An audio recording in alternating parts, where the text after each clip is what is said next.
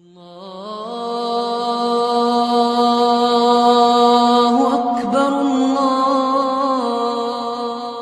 التوبہ کی آیت نمبر 60،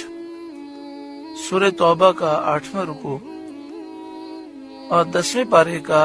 14واں رکوع۔ اللہ رب العالمین نے ارشاد فرمایا، انما الصدقات للفقراء والمساکین، زکوٰۃ تو انہی لوگوں کے لیے ہے محتاج اور نرے نادار، والعاملین علیہا، اور جو اسے تحصیل کر کے لائیں، والمؤلفۃ قلوبہم، اور جن کے دلوں کو اسلام سے الفت دی جائے، وفی الرقاب، اور گردنیں چھڑانے میں، والغارمین، اور قرض داروں کو، وفی سبیل اللہ، اور اللہ کی راہ میں، وابن السبیل، اور مسافر کو۔ اعلیٰ حضرت امام اہل سنت کا ترجمہ آپ کی خدمت میں پیش کیا گیا کنز الایمان۔ آئیے ہم آیت کریمہ کے اس حصے کی تفصیل سماعت کریں۔ انما الصدقات للفقراء، صدقات سے مراد مفسرین کے نزدیک یہاں پر زکوٰۃ ہے۔ زکوٰۃ تو صرف انہی لوگوں کے لیے ہے۔ کون کون سے لوگوں کے لیے؟ للفقراء، جو محتاج ہیں، والمساکین، اور جو بالکل نادار ہیں، کوئی چیز نہیں ان کے پاس، والعاملین علیہا، اعلیٰ حضرت امام اہل سنت نے اس کا ترجمہ فرمایا جو اسے تحصیل کر کے لائیں، یعنی وہ لوگ جنہیں زکوٰۃ جمع کرنے پر مقرر کیا گیا، والمؤلفۃ قلوبہم، جن کے دلوں کو اسلام سے الفت دی جائے، یعنی وہ کافر جن کے بارے میں خیال ہو کہ ہم زکوٰۃ سے ان کی مدد کریں گے تو ان کے دل میں اسلام کی محبت پیدا ہوگی اور وہ اسلام کے قریب آ جائیں گے۔ وفی الرقاب،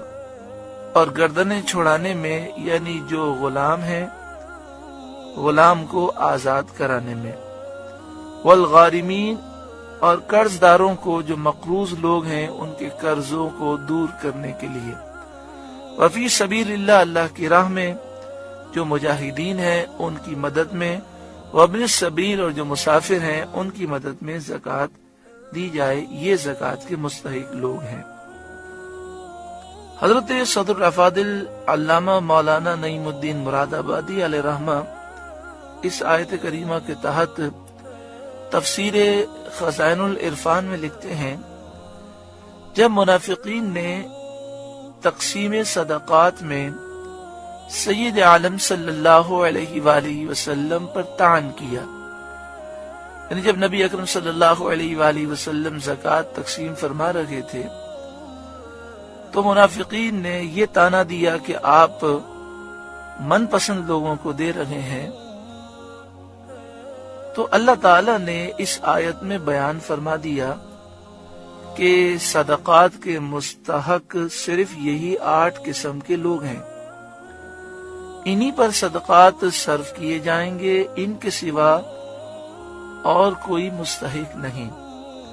یعنی اللہ تعالیٰ نے یہ بیان فرمایا کہ حضور کسی کو دے رہے ہیں کسی کو نہیں دے رہے، اس کی وجہ یہ ہے کہ زکوٰۃ کے جو مستحق لوگ ہیں حضور انہیں ہی دیتے ہیں، اور زکوٰۃ کے مستحق یہ 8 لوگ ہیں۔ اور رسول کریم صلی اللہ علیہ وآلہ وسلم کو اموال صدقہ سے کوئی واسطہ ہی نہیں، آپ پر اور آپ کی اولاد پر صدقات حرام ہے۔ یعنی کوئی یہ سمجھے کہ نبی اکرم صلی اللہ علیہ وآلہ وسلم اپنے لیے بچا کے رکھیں گے تو ایسا تو ممکن ہی نہیں ہے کہ نبی اکرم صلی اللہ علیہ وآلہ وسلم پر صدقہ اور زکوٰۃ یہ حرام ہے اور آپ کی اولاد پر بھی حرام ہے، تو حضور تو اسے تقسیم ہی فرمائیں گے لیکن جو مستحق ہے اسے دیں گے۔ آگے خزائن العرفان میں لکھا، تو طعن کرنے والوں کو اعتراض کا کیا موقع؟ صدقے سے اس آیت میں زکوٰۃ مراد ہے۔ مسئلہ، زکوٰۃ کے مستحق 8 قسم کے لوگ قرار دیے گئے ہیں۔ ان میں سے مؤلفۃ القلوب باجماع صحابہ ساقط ہو گئے، کیونکہ جب اللہ تعالی نے اسلام کو غلبہ دیا تو اب اس کی حاجت نہ رہی۔ یہ اجماع زمانہ صدیق میں منعقد ہوا۔ اس سے مراد یہ ہے کہ اس میں 8 قسموں میں والمؤلفۃ قلوبہم کے الفاظ بھی ہیں، جس کا ترجمہ ہے جن کے دلوں کو اسلام سے الفت دی جائے۔ مؤلفۃ القلوب ان لوگوں کو کہا جاتا ہے کہ جو ہوتے کافر ہیں، لیکن امید یہ ہوتی ہے کہ اگر ہم انہیں زکوٰۃ سے ان کی مدد کریں گے تو یہ اسلام سے متاثر ہوں گے اور اسلام قبول کر لیں گے۔ تو نبی اکرم صلی اللہ علیہ وآلہ وسلم کے دور مبارک میں جب سے آیت کریمہ نازل ہوئی، اس وقت سے لے کر حضور کے پورے دور میں ایسے کافروں کی مدد زکوٰۃ سے کی گئی اور وہ اسلام سے متاثر ہوئے اور انہوں نے اسلام قبول کر لیا۔ لیکن صدیق اکبر رضی اللہ تعالیٰ عنہ کے زمانے میں تمام صحابہ نے مل کر اس بات پر اجماع کیا کہ یہ حکم اس وقت تک تھا جب اسلام کو غلبہ نہیں تھا۔ اب اسلام غالب آ گیا اور اب کافروں کی ہمیں اس طرح کی حاجت نہیں کہ ہم انہیں زکوٰۃ دے کر اسلام کے قریب کریں، لہٰذا اب یہ ساقط ہو گئے۔ اب ایسے کافروں کو اسلام سے متاثر کرنے کے لیے زکوٰۃ نہیں دے سکتے۔ تو اس طرح اب زکوٰۃ کے مصارف ساتھ رہ گئے۔ ہاں یہ ضرور ہے کہ کوئی ہندو ہو، عیسائی ہو یا کوئی اور کافر ہو، اگر ہمیں ایسا محسوس ہوتا ہے کہ اگر ہم اس کے ساتھ اچھا سلوک کریں گے، بچے کا علاج کرا دیں گے یا اس کی کوئی مدد کریں گے اور یہ اسلام سے ہے متاثر، اور زیادہ متاثر ہوگا اور اسلام قبول کر لے گا، تو زکوٰۃ اور صدقہ واجبہ میں سے اس کی مدد نہیں کر سکتے، عام پیسوں میں سے مدد کر سکتے ہیں۔ جن کافروں کے بارے میں ہمارا حسن ظن یہ ہو کہ ان کی مدد کی جائے گی تو اسلام قبول کر لیں گے، تو پھر ان کی مدد کرنی چاہیے۔ اور جن کے بارے میں یہ خیال ہو کہ بڑے سخت لوگ ہیں، کسی صورت میں اسلام قبول نہیں کریں گے، تو ان سے ہمیں دور رہنے کا حکم ہے اور ہمیں ان کی مدد کرنے کی اجازت نہیں ہے، بلکہ یہ مال ہم مسلمانوں پر خرچ کریں۔ تیسری بات یہ کہ آج کل کے دور میں الحمدللہ مسلمانوں کی تعداد بہت زیادہ ہے اور تقریباً 175 کروڑ مسلمان ہیں۔ اگر ہم ان مسلمانوں ہی کی خدمت کریں کہ جو غریب ہیں، کمزور ہیں،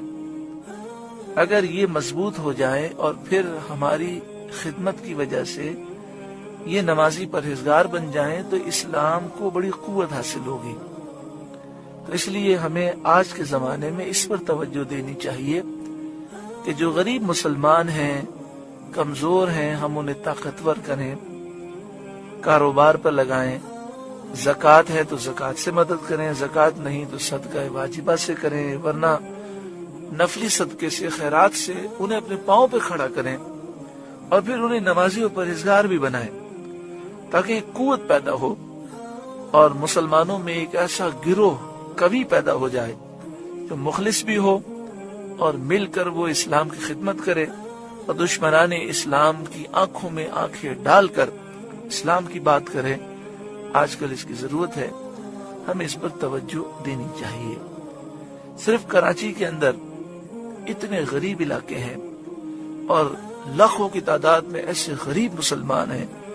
اگر ان کی مدد ہی کر دی جائے اور وہ دین کے قریب آ جائیں تو ایک بہت بڑی قوت بن سکتی ہے۔ لیکن یہ بات ضرور یاد رکھیے گا کہ جب کسی کی مشکل میں مدد کی جاتی ہے تو اس کا دل مدد کرنے والے کی طرف مائل ہوتا ہے۔ قادیانی اور عیسائی غریب مسلمانوں کی مدد کر کے انہیں قادیانیت کی طرف اور عیسائیت کی طرف مائل کرتے ہیں۔ مسلمانوں کو چاہیے کہ وہ ان کے ایمان کی حفاظت کے لیے ان کی مدد کریں تاکہ وہ اسلام سے متاثر ہوں، مسلمانوں سے متاثر ہوں۔ اللہ تبارک و تعالی ہمارے ان بھائیوں کی مدد فرمائے کہ جو صحیح العقیدہ بھی ہیں اور غریب مسلمانوں کی مدد کر کے انہیں دین کی طرف لانے کی کوشش کرتے ہیں۔